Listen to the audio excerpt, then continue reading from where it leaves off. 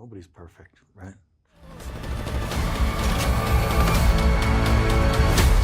Whoa, who's this? Oh, they're just my friends. Now, is that a he or a she or a they? It's not that hard. They, them. Okay, I just want to be polite. I think this is a very important film because it mirrors who we are in so many levels, you know?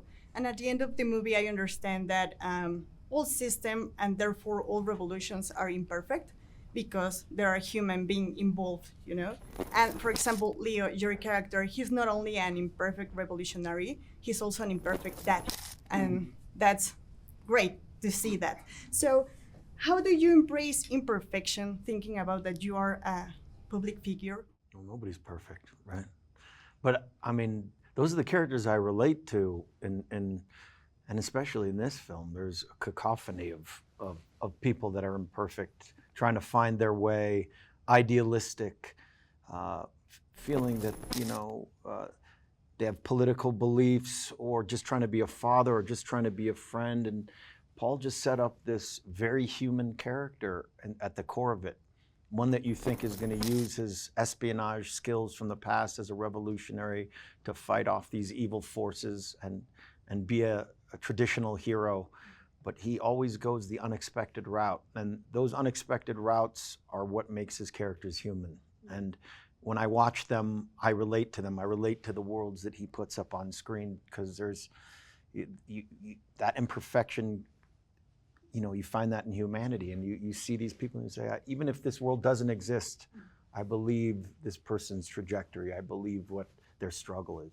Porfiria, I think, has a powerful quote in this movie that is like, revolution begins by fighting demons and then by fighting each other. So Chase, do you think that having like a common enemy, or the idea of a common enemy, leads to be divided?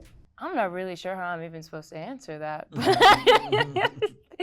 I'll bring it back to the beautiful sense of community that I think is in the movie. And I think that one of the wonderful things, whether it not be like a common enemy of sort, the beautiful thing that I love for Willa is that she's really connected to the people around her, whether or not she doesn't know Deandra very well, or whether or not she fully knows everything about her father. I think that just having that family connection in general is the most important thing for her.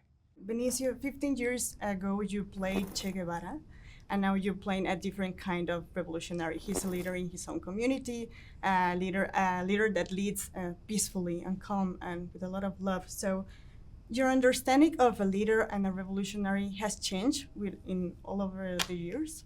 Yeah, I mean, if we use the Che is a product of his time. It was a very different times. And I think Sensei, I don't think he's a military leader like Che was, right? But I think he's a product of his times, and they both have that humanity of protecting the ones that can't protect themselves, you know. So I think that, but it has changed, and I think that, you know, I think that now you have to be a little bit more. You can't go to violence right away. That has changed from the times of Che.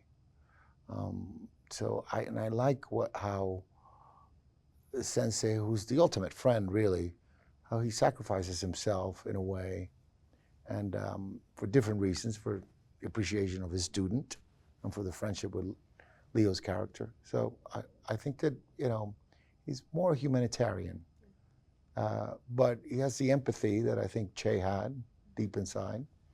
That's in there. And I don't think that changes.